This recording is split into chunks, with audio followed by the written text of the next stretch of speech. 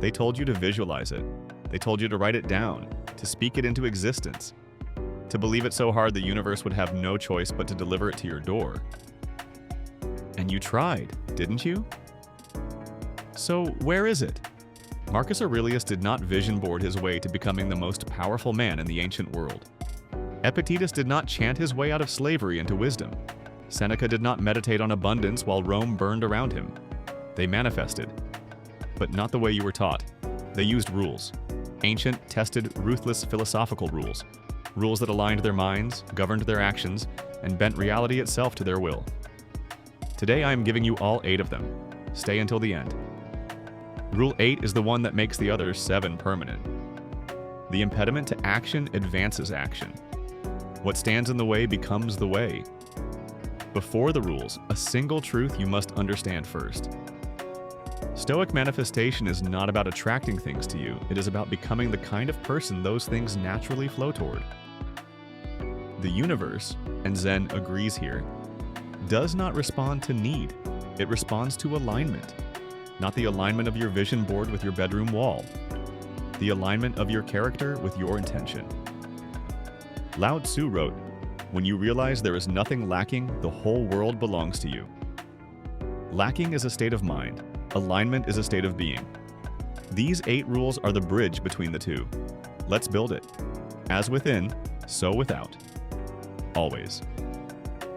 Marcus Aurelius opened his meditations with this understanding, that the only empire worth ruling was the one between his ears, before Rome, before his legions, before every decision that shaped history, he governed his mind. Here is what most people get backwards. They believe their outer world is creating their inner state. They think, when things get better, I'll feel better. When I have more, I'll be more. The Stoics reverse this completely. Your outer world is a reflection of your inner world. Always, not sometimes. Not mostly, always. The Zen masters called this the gateless gate. The entry point to everything you want is not a new job, a new relationship, or a new city. It is a new way of seeing, a new quality of attention, a different inner environment.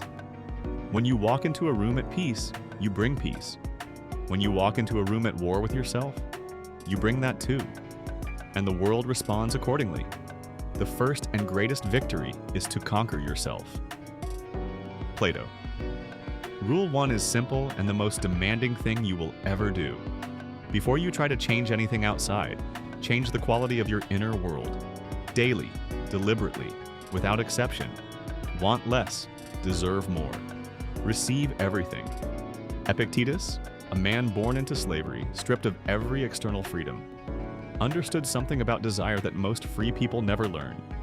Desire that outpaces your character creates suffering. Always. This is not a moral judgment, it is a physics lesson. When you want something you have not yet become worthy of receiving, you create internal tension that manifests as anxiety, envy, bitterness, and stagnation.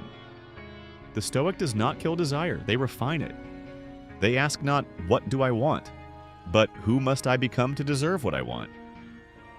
This is the Zen principle of Shoshin, beginner's mind, applied to ambition. You begin not with the prize, but with the process. Not with the outcome, but with the earning. And here's the paradox the masters knew. The moment you shift your focus from what you want to who you must become, the wanting itself transforms. Anxiety becomes direction. Envy becomes instruction. Lack becomes a blueprint.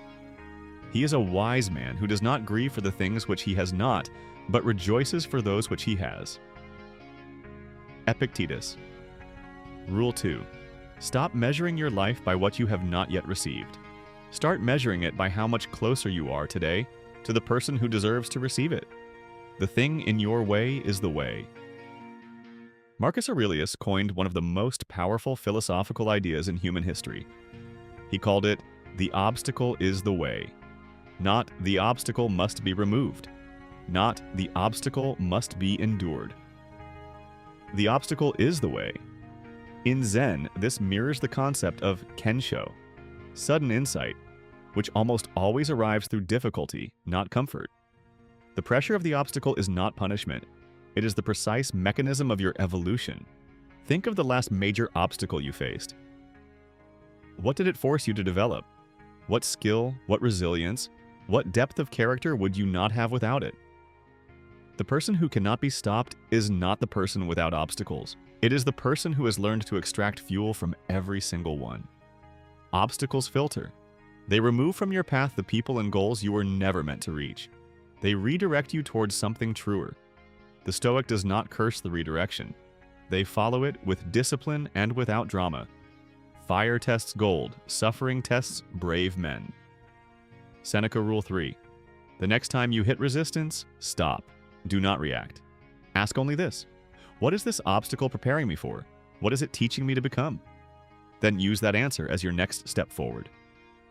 Rule 4. Live by memento mori, remember death, and truly begin to live. Memento mori, remember that you will die. Before you recoil, understand what this actually does to a human being who takes it seriously. It ends procrastination, immediately. It ends the manufactured dramas, the petty arguments, the years spent building lives designed to impress people you don't even respect. The Stoics kept skulls on their desks, not out of morbidity, but out of clarity. Death was their most trusted advisor. And when you consult it honestly, it tells you the truth about how you are spending the only currency that matters: time. In Zen Buddhism, the concept of mujo, impermanence, serves the same sacred function. Nothing lasts, not the pain, not the pleasure, not the person reading this, not the moment itself. Everything is passing. And when you truly absorb that, something shifts. The urgency becomes holy. The present moment becomes irreplaceable. You stop saving your best self for later, because the Stoic and the Zen master both know there may be no later. It is not death that a man should fear, but he should fear never beginning to live. Marcus Aurelius. Rule 4. Let death clarify your life. Not with fear, with focus. What would you do today if you knew with certainty that you had a limited number of days remaining? Now do that. Not later. Not when the timing is right. Now. Rule 5. Control the controllable. Release the rest. Your empire ends at the edge of your attention. Epictetus built his entire philosophy on a single dividing line, one of the most useful distinctions ever offered to the human mind. Some things are up to us, some things are not. Full stop. Up to us are judgments, our intentions, our desires, our effort, our character, our response to what happens. Not up to us, other people's opinions, the weather, the economy, the past, the future, what happens to us. Most human suffering, hear this, Mai, most human suffering comes from pouring your limited energy into column 2, while neglecting column 1.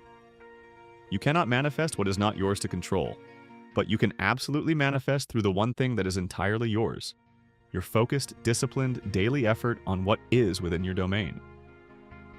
The Zen tradition frames this as wu wei, effortless action.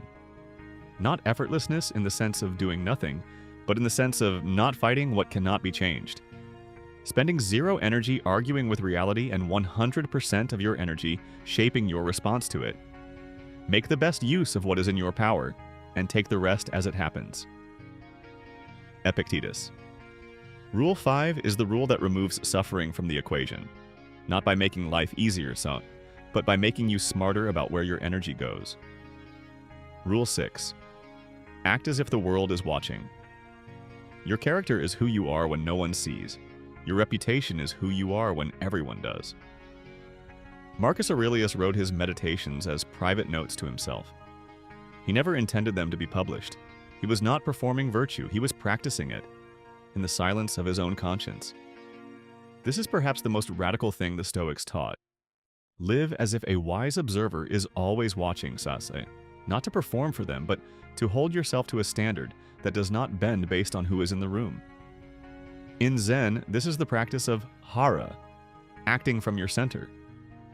Not from ego, not from audience, not from fear of judgment, but from the deep, settled place within you that knows what is right. Here is why this manifests. The world does not respond to who you perform as. It responds to who you actually are. When your private self and your public self become the same person, an alignment occurs that no amount of performance can fake. People feel it. Opportunities sense it. Life itself reorganizes around the person of integrated character. The shortcut to manifestation is not cleverness, it is integrity, the state of being undivided. What you think, what you say, and what you do are the same thing. That coherence is power. Ancient, undeniable, magnetic power. If it is not right, do not do it. If it is not true, do not say it. Marcus Aurelius. Rule 7. Seek difficulty. Shun comfort. Comfort is the most elegant cage ever built. Seneca wrote letters to his friend Lucilius about voluntary hardship, deliberately choosing discomfort to prepare the self for whatever life might bring. He would go days eating only bread, sleep on the floor, take cold baths. Not because life demanded it, but because he refused to let comfort become his master. This is perhaps the most countercultural teaching in this entire video. Because everything about modern life, every algorithm, every advertisement, every platform, has been engineered to make you as comfortable and as passive as possible. And comfort is the enemy of manifestation. Not because suffering is virtuous, but because growth is only ever born in the place where your current capacity meets something beyond it. Every time you choose difficulty voluntarily, the cold shower, the hard conversation, the extra mile, the uncomfortable truth, you are expanding the container of who you are. Zen calls this shugyo, austere practice, the deliberate seeking of challenge as spiritual discipline. Not to punish yourself, but to discover that you are capable of far more than comfort ever allowed you to find. The person who can sit with discomfort, who has voluntarily become familiar with difficulty, is the person the world cannot break. And the world does not break what it cannot break. It rewards it. Difficulties strengthen the mind, as labor does the body. Seneca Rule 8. Become your word. The most powerful force in your life is what you repeatedly say you will do, and then do. Every promise you make to yourself that you do not keep costs you something. Not in a dramatic, catastrophic way, in a quiet, cumulative way. A small withdrawal from the account of self-trust. And after enough withdrawals, you stop believing yourself. And when you stop believing yourself, manifestation is impossible. Because here is the truth the Stoics understood and the Zen masters embodied. Reality bends toward the person who is in absolute alignment with their word. Not the loudest person, not the most inspired person, the person who does what they say every single time. Marcus Aurelius did not write, "I will try to govern wisely." He governed. Seneca did not write, "I intend to think about philosophy." He wrote it thousands of pages through war, exile, and illness. Epictetus did not aspire to be free. He became free, in his mind, before his body was ever released from chains. This is the final rule and the most important one, because it is the one that makes the other 7 real.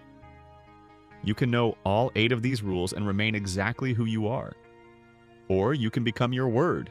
Start small, start today. And watch these rules begin reshaping your life with the inevitability of water reshaping stone. The Zen master does not talk about water. They become the river. First, say to yourself what you would be, and then do what you have to do. Epictetus. Part 11. The Daily Stoic Ritual. Tying all 8 rules. The Stoics did not practice these rules as separate ideas. They practiced them as a single, integrated daily ritual. Here is the morning architecture of the deliberate life. Before you rise, memento mori. One breath, one thought. This day will not return. Who am I choosing to be in it? As you begin, master your inner world. Do not inherit your mood from yesterday or from your notifications. Choose the quality of mind you are bringing into the day. When you plan, control the controllable. Write your intentions, only for what is genuinely within your power. Release everything else with a conscious, deliberate exhale. When you work, seek difficulty. Do the hardest task first. Do not negotiate with comfort. Begin before you feel ready. When you encounter obstacles, Rule 3. Ask what this is teaching you. Use it as fuel. Keep moving. Throughout the day, act as if the world is watching. Keep your private and public self identical. Every decision is a deposit into or withdrawal from, like your character account. At the end of the day, become your word. Review what you said you would do. What did you do? What did you leave undone? Without judgment, with honesty. Then begin again tomorrow. This is not a system designed for perfect days. It is designed for every day. Because the Stoic does not practice virtue when it is convenient. They practice it especially when it is not. Never let the future disturb you. You will meet it, if you have to, with the same weapons of reason which today arm you against the present. Marcus Aurelius. Part 12. Closing teaching and call to action. There is a Zen parable of a student who asked, "Master, how do I become great?" The master handed him a bucket of water and said, "Carry this across the courtyard without spilling a drop." The student failed, again and again, spilling more each time he tried to rush. On the seventh day, something changed. He stopped trying to be careful and started simply being present, slow, focused, rule by rule, step by step. He crossed the courtyard, not a drop spilled. The 8 rules we just explored are your bucket. Your goal, whatever it is the water. And the courtyard is your life. Rush it and you'll spill everything. Live it deliberately by these rules and you will arrive at the other side with everything that matters fully intact. Fully earned. Fully yours. These rules do not require you to be perfect. They require you to be consistent. And consistent is something every single person watching this video is capable of being starting today. If this video gave you something real, share it. Leave a comment telling me which of the 8 rules hit you hardest. That one comment tells me exactly what to make next. And if you are new here, welcome. Subscribe. Every week we go deeper into the ancient wisdom that helps you build a life of genuine power, genuine peace, and genuine purpose. The next video is already waiting for you. It asks the question every Stoic must eventually face. What are you willing to suffer for? Your answer to that question reveals everything about the life you are capable of building. Until then, govern your mind. Keep your word. And remember, you do not need better circumstances. You need better rules. You now have them. You have power over your mind, not outside events. Realize this and you will find strength. Marcus Aurelius.